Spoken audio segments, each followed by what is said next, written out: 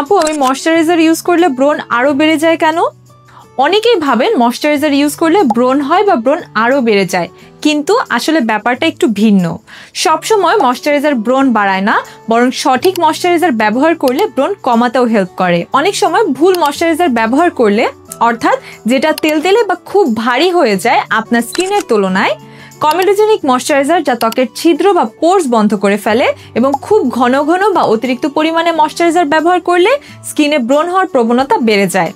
ত্বক যদি শুকিয়ে যায় অর্থাৎ ডিহাইড্রেটেড হয়ে যায় তাহলে ব্রণ আরও বাড়ে, কারণ স্কিন তখন বেশি তেলতেলে হয়ে যায়।